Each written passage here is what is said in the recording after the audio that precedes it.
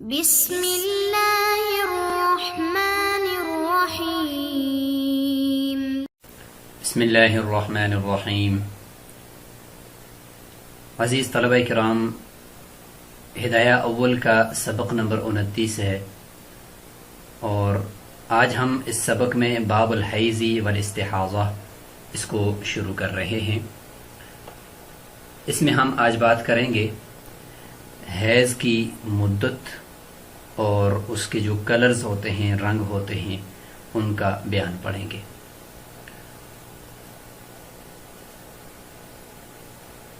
حیض کسے کہتے ہیں؟ سب سے پہلے اس کا مفہوم ہو جائے تو حیض کا معنی ہوتا ہے بہنا۔ ویسے تو اس کا معنی ہوتا ہے بہنا، اور شریعت میں حیض کا مطلب ہے کہ ایسی عورت جو نابالغہ نہ ہو، یعنی بالغ عورت ہو، نابالغہ نہ ہو، آئسہ بھی نہ ہو، یعنی بالکل بوڑھی 55 سال سے اوپر کی یا 60 سال سے اوپر کی بھی نہ ہو، جریان خون کا مرض بھی اس کو نہ ہو، یعنی اس کو خون بھی کسی بیماری کی وجہ سے نہ چل رہا ہو، اور حمل بھی اس کو نہ ہو، یعنی اس کی پیٹ میں بچہ بھی نہ ہو، اس کے رحم سے جو خون نکلے، یعنی اس کی شرمگاہ، اگلی شرمگاہ سے جو خون نکلتا ہے تو اس کو حیض کہتے ہیں۔ تو وہ خون جو آتا ہے وہ ہر مہینے میں آتا ہے، اور یہ کسی بیماری کی وجہ سے نہیں ہوتا، نہ ہی کسی زخم کی وجہ سے ہوتا ہے، بلکہ یہ معمول کے مطابق ہر مہینے میں یہ اس عورت کو آتا ہے جو نابالغہ نہ ہو اور بہت زیادہ بوڑھی نہ ہو، یعنی 55 سال سے اوپر کی نہ ہو، اور اس کے پیٹ میں حمل بھی نہ ہو، تو اس عورت کو یہ خون آتا ہے ہر مہینے۔ جس کو جریان خون کا مرض ہوگا، یا وہ حاملہ ہوگی، یا نابالغہ ہوگی، یا آئسہ یعنی 60 سال سے اوپر کی بوڑھیا ہوگی، اس کے رحم سے جو خون نکلتا ہے وہ حیض نہیں ہوتا، بلکہ اس کو استحاضہ کہتے ہیں۔ اور حیض اور استحاضہ ان دونوں خونوں کے اندر احکامات کا پھر فرق ہو جاتا ہے۔ تو اسی اعتبار سے اگر حیض کو ہم عربی کے اندر دیکھیں تو لغوی تعریف اس کی ہو جائے گی الدم الخارج۔ الدم الخارج یعنی ایسا خون جو بہنے والا ہے، نکلنے والا ہے، اس کی لغوی معنی ہو جائے گا۔ قرآن مجید میں بھی ہے کہ وَيَسْأَلُونَكَ عَنِ الْمَحِيضِ قُلْ هُوَ أَذًى فَاعْتَزِلُوا۔ اور اصطلاحی تعریف ہے کہ هُوَ دَمٌ، ایسا خون يَنْفُذُهُ رَحِمُ امْرَأَةٍ، جس کو ایسی عورت کی رحم یعنی بچہ دانی پھینکے، ایسی عورت سلیمۃ من داء، جو بالکل یعنی صحت مند ہو اور سالم ہو، محفوظ ہو کسی بیماری سے، وصغر، اور بچپن سے، یعنی وہ عورت اس کو کوئی خون جو آ رہا ہے اس کی بچہ دانی سے وہ کسی بیماری کی وجہ سے نہ ہو، اور نہ ہی وہ عورت نابالغ ہو، تو ایسی عورت کی شرمگاہ سے جو خون آتا ہے ہر مہینے اس کو حیض کہتے ہیں۔ قرآن مجید میں بھی یہ ہے کہ وَيَسْأَلُونَكَ عَنِ الْمَحِيضِ قُلْ هُوَ أَذًى فَاعْتَزِلُوا النِّسَاءَ فِي الْمَحِيضِ، کہ وہ آپ سے سوال کرتے ہیں حیض سے متعلق، یعنی حیض کے دوران بیوی کے ساتھ ہم بستری کی جا سکتی ہے یا نہیں کی جا سکتی، تو فرمایا کہ آپ فرما دیجئے کہ یہ ایک اذن بیماری ہے، یعنی اس اعتبار سے بیماری تو نہیں کہہ سکتے کہ کوئی عورت کو بیماری ہے، بلکہ یعنی یہ ایک ایسی حالت ہے اس کی کہ اس میں عورت سے آپ نے جدا رہنا ہے، اور وَلَا تَقْرَبُوهُنَّ حَتَّى يَطْهُرْنَ، اس وقت تک تم ان کے قریب مت جاؤ جب تک کہ وہ پاک نہ ہو جائیں۔ اور آج ہم اس سبق میں یہ بھی پڑھیں گے کہ یہ جو خون ہر مہینے عورت کو آتا ہے اس کے کلرز کتنے ہوتے ہیں۔ تو کل اس کے 7 قسم کے کلرز ہوتے ہیں۔ کالا یعنی بالکل سیاہ کلر ہوتا ہے، لال ہوتا ہے یعنی سرخ، اور زرد ہوتا ہے، اور گدلا قسم کا ہوتا ہے گدلا، اور اس طریقے سے 5واں سبز رنگ ہوتا ہے، اور چھٹا مٹیالہ یعنی مٹی کی طرف کلر کے مائل قسم کا ہوتا ہے، اور 7واں خالص سفید رنگ کا ہوتا ہے۔ اور یہ خالص سفید جب آتا ہے تو یہ علامت ہوتی ہے عورت کے پاک ہونے کی۔ تو اب کتاب کو باقاعدہ اس سے ہم پڑھتے ہیں۔ باب الحیض والاستحاضہ، اس باب میں حیض اور استحاضہ کے خونوں سے متعلق بات ہوگی، اور اس میں ساتھ ساتھ نفاس کا جو خون ہوتا ہے، یعنی بچہ پیدا ہونے کے بعد جو خون جاری ہوتا ہے اس کا ذکر بھی ہوگا، لیکن یہاں پہ باب کے اندر اس کا تذکرہ نہیں کیا گیا۔ تو اس کا جواب یہ ہے کہ چونکہ حیض اور نفاس یہ دونوں ایک ہی طرح کے خون ہوتے ہیں، تو لہٰذا ایک کا حکم بیان ہو گیا تو دوسرے کا بھی اس میں ہو جائے گا، تو اس لیے حیض کا ذکر کر دیا اور نفاس کا چھوڑ دیا۔ تو پھر یہ اشکال بھی ہو سکتا ہے کہ پھر نفاس کا ذکر کر دیتے، جب ایک ہی طرح کے خون ہیں تو پھر نفاس کو لکھ دیتے اور حیض کو چھوڑ دیتے۔ تو فرماتے ہیں کہ چونکہ حیض کا خون معتاد ہے اور یہ ہر مہینے میں آتا ہے اور غیر شادی شدہ عورت کو بھی آتا ہے، جبکہ نفاس کا خون تو ظاہر ہے کہ شادی شدہ عورت کو ہی آئے گا بچے کے پیدا ہونے کے بعد، تو اس لیے اس کا چونکہ معتاد ہونا یہ زیادہ ہے تو اس لیے اس کو ذکر کر دیا اور نفاس کو ذکر نہ کیا۔ اب حیض اور نفاس یہ احداث میں سے ہیں، یعنی حدثوں میں سے ہیں یا نجاستوں میں سے ہیں؟ تو بعض نے کہا کہ بھئی انجاس میں سے ہیں یعنی نجاستوں میں سے ہے، اور بعض نے کہا کہ یہ احداث یعنی حدثوں میں سے ہے، لیکن صحیح قول یہ ہے کہ یہ احداث میں سے ہے، چونکہ حدثوں کا ذکر چل رہا ہے، حدث اصغر حدث اکبر، تو اسی کے ساتھ اس کو یہاں ذکر کیا گیا ہے، تو اس سے پتہ چلتا ہے کہ یہ احداث میں سے ہے۔ اور چونکہ باب الانجاس کا آگے الگ سے ذکر بھی آ رہا ہے، تو اس لیے اگر یہاں پہ اس کو ہم انجاس یعنی نجاستوں میں سے شمار کریں تو پھر یہ تکرار ہو جائے گا، تو اس لیے اس کو ہم احداث میں ذکر کرتے ہیں۔ اور پہلے ان احداث یعنی ان حدثوں کا ذکر تھا کہ جن کا وقوع زیادہ تھا، اور جیسے کہ حدث اصغر اور حدث اکبر، تو یہ وہ احداث ہیں یعنی وہ حدث ہیں جو مہینے میں ایک دفعہ یعنی پیش آتے ہیں، اور یا یہ کہ نفاس جو ہے وہ بھی بچے کی پیدائش کے بعد پیش آتا ہے، اس لیے ان کو یہاں پہ آخر میں ذکر کر دیا۔ اقل الحیض 3 ایام ولیالیہا، حیض کی کم سے کم مدت وہ 3 دن اور 3 راتیں ہیں۔ وما نقص من ذلك فهو استحاضۃ، اور جو اس سے کم خون ہوگا وہ استحاضہ ہوگا، وہ حیض شمار نہیں ہوگا۔ لقوله علیہ السلام اقل الحیض للجاریۃ البکر والثیب 3 ایام ولیالیہا واکثرہ 10 ایام۔ حضور صلی اللہ علیہ وسلم کا قول ہے کہ حیض کی کم سے کم مدت اس عورت کے لیے جو باکرہ ہو یا اس عورت کے لیے جو سیبہ ہو، یعنی پردہ بکارت اس کا زائل ہوا ہو یا نہ ہوا ہو، دونوں صورتوں میں دونوں کے لیے جو حیض کی کم سے کم مدت ہے وہ 3 دن اور 3 راتیں ہیں، یعنی 3 دن اور 3 رات تک جو مسلسل وہ جو خون آیا تو اس خون کو ہم حیض شمار کریں گے۔ اگر 2.5 دن بھی آیا، 2 دن اور تیسرے دن کا کچھ حصہ آیا، یا 2 دن آیا یا 1 دن آیا پھر اس کے بعد نہیں آیا، تو اس کو حیض نہیں کہا جائے گا، اس کو استحاضہ کہا جائے گا، اور استحاضہ کا حکم آگے آئے گا کہ اس میں نماز وغیرہ اور روزہ موافق نہیں ہوتا۔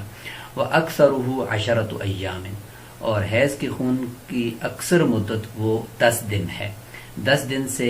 زیادہ جو خون آئے گا وہ استحاضہ کا ہوگا، اور اس میں نماز روزہ وہ معاف نہیں ہوگا۔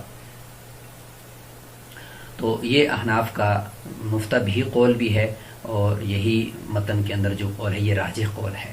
وَهُوَ حُجَّةٌ عَلَى الشَّافِعِي رَحِمَهُ اللَّهُ، یہ جو روایت ہے یہ امام شافعی رحمۃ اللہ علیہ کے خلاف بھی حجت ہے، دلیل ہے۔ فی التقدیر بیوم ولیلۃ، 1 دن اور 1 رات کے مقرر کرنے میں۔ امام شافعی رحمہ اللہ کے نزدیک 1 دن اور 1 رات جو خون آتا ہے تو یعنی حیض کی کم سے کم مدت وہ 1 دن اور 1 رات ہے۔ وعن ابی یوسف رحمہ اللہ، امام ابو یوسف رحمہ اللہ کے نزدیک ایک روایت یہ بھی ہے کہ انہ یومانی والاکثر من اليوم الثالث، کہ 2 دن مکمل اور تیسرے دن کا اکثر حصہ اگر آ جاتا ہے تو پھر بھی یہ حیض کا خون ہی شمار ہوگا، 3 دن اگرچہ مکمل نہ بھی ہوں۔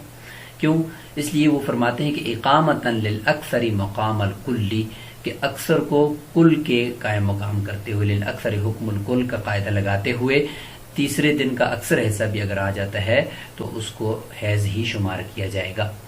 قلنا،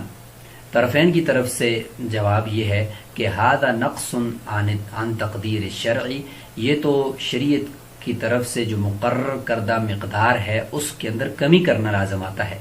چونکہ حدیث میں تو ہے کہ جس طرح بھی ہم نے روایت پڑھی کہ اقل الحیض للجاریۃ البکر والثیب 3 ایام ولیالیہا، کہ 3 دن اور 3 راتیں ہیں، تو جب روایت میں مقدار مقرر کر دی گئی ہے تو اس سے کمی کرنا یہ صراحتاً یہ تو گویا کہ شریعت کی مقرر کردہ جو مقدار ہے اس میں کمی کرنا ہے، لہٰذا یہ درست نہیں ہے۔ وَأَكْثَرُهُ 10 أَيَّامٍ وَلَيَالِيهَا، اور زیادہ سے زیادہ مدت وہ 10 دن اور 10 راتیں ہیں۔ وَالزَّائِدُ اسْتِحَاضَةٌ، اور اس سے زائد جو خون ہوگا وہ استحاضہ کا خون ہوگا۔ لما روینا، جس طریقے سے ابھی ہم نے یہ روایت کر دی ہے کہ جس میں زیادہ مدت بھی بیان کر دی گئی ہے، جیسے یہاں پر دیکھیں کہ اکثرہ 10 ایام۔ وہو حجۃ علی الشافعی رحمہ اللہ فی التقدیر ب15 یوما، یہی روایت امام شافعی رحمۃ اللہ علیہ کے خلاف بھی حجت ہے 15 دن مقرر کرنے کے بارے میں۔ امام شافعی رحمہ اللہ فرماتے ہیں کہ جو حیض کی زیادہ سے زیادہ مدت ہے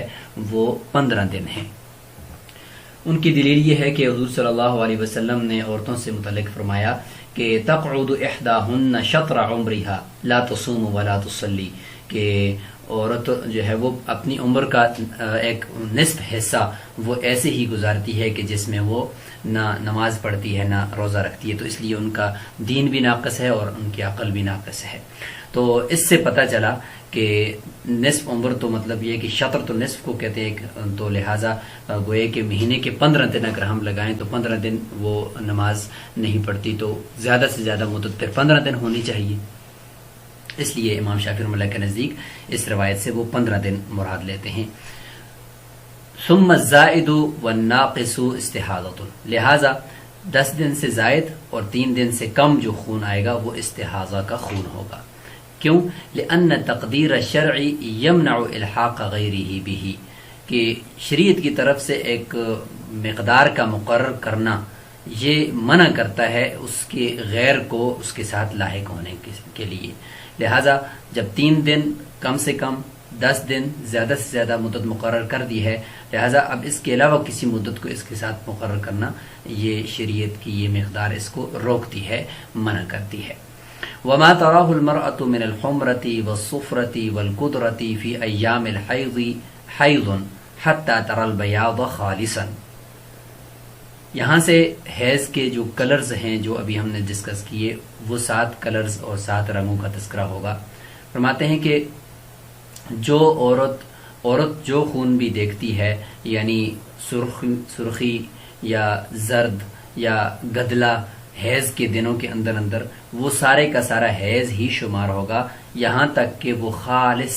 سفیدی دیکھ لے، خالص سفید خون دیکھ لے تو یہ اس کی پاکی کی علامت ہوتی ہے، وہ حیض نہیں ہوتا۔ وقال ابو یوسف رحمہ اللہ، یہاں پر امام ابو یوسف رحمۃ اللہ علیہ کا اختلاف ہے گدلے یعنی قدرہ یعنی اس گدلے خون کی سے متعلق۔ وہ فرماتے ہیں کہ لا تکون القدرۃ حیضا الا بعد الدم، کہ جو گدلا خون ہوتا ہے وہ حیض کا خون نہیں ہوتا الا یہ کہ وہ خالص خون کے بعد آئے تو پھر وہ جو گدلا خون ہے وہ حیض کا شمار ہوگا، اگر خالص اور صاف خون کے بعد نہیں آتا تو پھر وہ گدلا خون جو ہے وہ حیض شمار نہیں ہوگا۔ دلیل ان کی کیا ہے؟ دلیل ان کی یہ ہے کہ لأنه لو كان من الرحم لتأخر خروج القدر عن الصافی،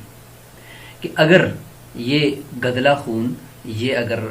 رحم سے آ رہا ہوتا، چونکہ حیض کا خون تو آتا ہی بچہ دانی سے، یعنی جہاں پہ بچہ بنتا ہے عورت کے پیٹ میں اسی جگہ سے ہی آ رہا ہوتا ہے، تو لہٰذا اگر یہ رحم، اس کو رحم کہتے ہیں، تو لہٰذا اگر یہ خون رحم سے ہوتا یعنی قدرہ خون رحم سے ہوتا اور حیض کا خون ہوتا تو یہ پھر لتأخر خروج القدر عن الصافی، تو صاف خون سے مؤخر ہوتا، یہ اس کا حاصل ترجمہ ہے کہ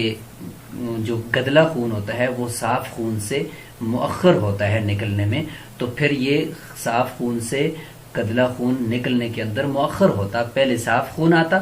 پھر گدلا خون آتا، جس طریقے سے مٹکے کے اندر اگر کوئی چیز ہو، کوئی مطلب پانی ہو یا لیکوڈ چیز ہو تو اس کے نیچے پیندے میں جو ہے اس کے مٹی وغیرہ یا ملی وغیرہ جمع ہوتی ہے، اوپر سے اگر آپ اس کو اونڈیلیں تو پہلے صاف پانی نیچے جائے گا یا صاف آئل سمجھنا یا لیکوڈ چیز پہلے صاف جائے گی، پھر پیچھے آخر میں گدلا آئے گا. تو یہاں پر بھی ایسا ہی ہونا چاہیے کہ صاف خون پہلے آئے اور اس کے بعد پھر وہ گدلا خون آنا چاہیے، جبکہ یہاں پر اگر وہ صاف خون کے سے پہلے آیا ہے تو پھر وہ گدلا جو ہے وہ حیض نہیں ہوگا. اگر صاف خون پہلے آیا ہے اس کے بعد گدلا خون یعنی آخر میں آیا ہے تو اس صورت میں امام ابو یوسف رحمۃ اللہ علیہ کے نزدیک بھی یہ حیض شمار ہوگا. البتہ شروع میں عورت کو اگر گدلا خون آ گیا تو امام ابو یوسف رحمۃ اللہ علیہ کے نزدیک وہ حیض نہیں ہوگا. لہما طرفین کی دلیل ایک تو نقلی دلیل ہے، وہ حضرت عائشہ رضی اللہ عنہا کی روایت ہے کہ وہ فرماتی ہیں کہ یعنی جعلت ما سول بیاض الخالص حیضا. حضرت عائشہ رضی اللہ عنہ نے خالص جو سفیدی ہے اس خون کے علاوہ تمام جتنے بھی کلرز کے خون تھے ان سب کو انہوں نے حیض شمار کیا ہے. آپ کی طرف عورتیں کرسف بھیجتی تھیں جن کے اندر وہ حیض کے خون کے کلرز مختلف قسم کے کلر کے خون ہوتے تھے، تو حضرت عائشہ رضی اللہ عنہ فرماتی تھی کہ ابھی تک جلدی نہ کریں یہاں تک کہ تم سفید خون نہ دیکھ لو. قصۃ البیضاء کے الفاظ ہیں کہ جب تک وہ نہ دیکھ لیں اس وقت تک تم جلدی نہ کریں نماز پڑھنے کے لیے یا روزہ رکھنے کے لیے. تو انہوں نے تمام کے تمام خونوں کو، چاہے وہ گدلا ہو یا مٹیالہ ہو یا زرد ہو یا سرخ ہو، سب کو حیض شمار کیا ہے. تو ایک تو یہ نقلی دلیل طرفین کی. دوسری وَهَذَا لَا يُعْرَفُ إِلَّا سِمَاعًا، لہذا جب حضرت عائشہ رضی اللہ عنہا نے تمام قسم کے کلرز کو حیض شمار کیا ہے تو یہ بات ان کو بغیر حضور صلی اللہ علیہ وسلم سے سنے وہ معلوم نہیں ہو سکتی، لہذا پتہ چلا کہ انہوں نے کہیں سنی ہے اسی لیے تو وہ فرما رہی ہیں. وَفَمُ الرَّحْمِ مَنْكُوسٌ، اور امام ابو یوسف رحمۃ اللہ علیہ کی جو دلیل ہے کہ مٹکے کے اندر اگر کوئی چیز ہو تو نیچے جو اس کے پیندے کے اندر جو اس کا گدلا پن ہوتا ہے یا مٹیالہ جو اس کا کچرا ہوتا ہے وہ نیچے ہوتا ہے اور صاف چیز اوپر ہوتی ہے، تو صاف چیز پہلے نکلتی ہے باہر اور پھر نیچے اس کی وہ جو پیندے کے اندر جمع ہونے والی چیز ہے وہ بعد میں نکلتی ہے. تو اس کا جواب دیتے ہیں کہ رحم کا جو منہ ہے وہ مٹکے کی طرح اوپر کو نہیں ہے بلکہ وہ نیچے کو ہے، یعنی وہ الٹا ہے، اس طرح سمجھ لیں کہ وہ الٹا ہے. منکوسن فیخرج القدر اولا، لہٰذا جو اس طرح سمجھ لیں کہ مٹکے کے نیچے جو تھلا ہے یا اس کا جو نیچے پیندا ہے اس میں آپ سوراخ کر لیں تو اس سوراخ سے جو چیز پہلے نکلے گی تو ظاہر ہے کہ وہ جو نیچے پیندے کے اندر جمی ہوئی میل کچیل یا کچرا ہوتا ہے وہ پہلے نکلتا ہے اور اس کے بعد صاف چیز نکلے گی مٹکے سے. تو لہٰذا یہاں پر جو آپ کی دلیل ہے وہ اس طریقے سے آپ اس کو سمجھیں گے کہ اوپر سے، یعنی آپ کی دلیل تو اس وقت درست ہوتی کہ جو رحم کا منہ ہے وہ اوپر کو ہوتا، جبکہ رحم کا منہ منکوس ہے یعنی وہ تو نیچے کو ہے، وہ تو الٹا ہے، لہٰذا پہلے گدلا خون نکلے گا، ٹھیک ہے، پھر اس کے بعد صاف نکلے گا. لہٰذا اگر پہلے بھی گدلا نکلتا ہے صاف خون سے پہلے بھی تو پھر بھی وہ حیض کا خون ہی ہوگا. کل جرتی، جس طرح مٹکا ہوتا ہے کہ اذا ثقب اسفلها، کہ اس کے نیچے والے حصے کو یعنی اس کے جو پیندا ہے اس کا جو تھلا ہے اس کو کے اندر سوراخ کر دیا جائے تو اس سوراخ سے سب سے پہلے گدلا ہی خون نکلے گا یا گدلا جو اس کا نیچے جمع ہوا میل کچیل ہے وہی پہلے نکلے گا. تو یہاں پر بھی ایسا ہی ہے. وَأَمَّا الْخُضْرَةُ، جہاں تک بات سبز یعنی گرین کلر کے خون کی ہے تو گرین کلر کا ویسے خون ہوتا نہیں ہے. اب جب اگر عورت کو حیض کے دنوں میں آ رہا ہے تو اس کو ہم کیسے شمار کریں؟ فرماتے ہیں کہ اس میں ہم دیکھیں گے کہ فصحیح، اس میں صحیح اور مفتبی قول یہ ہے کہ ان المرأة اذا كانت من ذوات الاقراء، اگر عورت حیض والی ہے، حیض والی عورتوں میں سے ہے تو تکون حیضا، پھر تو وہ حیض ہی ہوگا. اگر عورت حیض والی ہے تو پھر ہم اس کو حیض ہی کہیں گے. تو پھر سوال یہ ہوگا کہ جب حیض کہیں گے تو حیض کا خون تو سبز ہوتا ہے، یہ تو پھر یہ کیسے ہے؟ تو کہتے ہیں کہ وہ یحمل علی فساد الغذاء، اس کو ہم غذا کے فاسد ہونے کے اوپر یا غذا کے خراب ہونے کے اوپر محمول کریں گے کہ عورت نے کوئی غذا ایسی کھائی ہے کہ جس کی وجہ سے اس کا خون سبز ہو گیا، ورنہ سبز ہونا نہیں چاہیے، لیکن پھر بھی ہم اس کو حیض شمار کریں گے. وَإِنْ كَانَتْ كَبِيرَةً، اگر عورت بوڑھی ہے 55 سال 60 سال سے اوپر کی ہے، لا ترى غیر الخضرا، وہ سبزی کے علاوہ یعنی سبز خون کے علاوہ کوئی دیکھتی ہی نہیں ہے، تو اس کے بارے میں ہم کیا کہیں گے، کیونکہ اس کو تو ویسے ہی وہ آئسہ ہے، ویسے ہی اس کو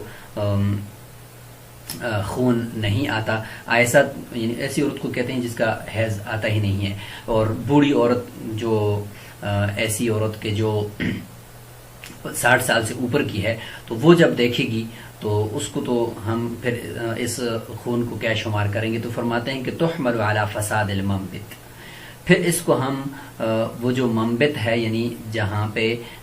بچہ بنتا ہے اس کو منبت کہتے ہیں یا منبت کہتے ہیں، تو اس کے فساد کے اوپر معمول کریں گے کہ وہ جو اس کی بچہ دانی ہے اس کے اندر کوئی خرابی آئی ہوئی ہے، کیونکہ عورت بوڑھی ہو چکی ہے تو اس بوڑھا ہونے کی وجہ سے اس کے اندر کوئی خرابی آئی ہے جس کی وجہ سے وہاں سے یہ سبز قسم کا خون آ رہا ہے. اس کو ہم حیض نہیں شمار کریں گے. فلا تکون حیضا، چونکہ حیض ہوتا ہی نہیں ہے اس طرح کا. البتہ اگر حیض والی عورت سے آ رہا ہے تو ہم اس کو غذا کے فساد پر محمول تو کر سکتے ہیں، لیکن بوڑھی عورت کو تو حیض آتا ہی نہیں ہے، تو پھر اس کو ہم حیض کیوں شمار کریں. لہٰذا اس کو ہم پھر اس کی بچہ دانی کی پرانا ہونے کی وجہ سے اس کے اندر سے یہ جو خون آ رہا ہے تو ہم اس پر اس کو شمار کریں گے. تو آج کے سبق میں ہم نے حیض کی تعریف اور اس کا مفہوم اور اس کے ساتھ ہی اس کے کلرز وغیرہ اور اس کی مدت سے متعلق آج ہم نے گفتگو کی ہے. اگلے سبق میں انشاءاللہ ہم حیض کے دوران عورت کے اوپر جو احکامات لاگو ہوتے ہیں ان سے متعلق انشاءاللہ ہم بات کریں گے. السلام علیکم ورحمۃ اللہ وبرکاتہ.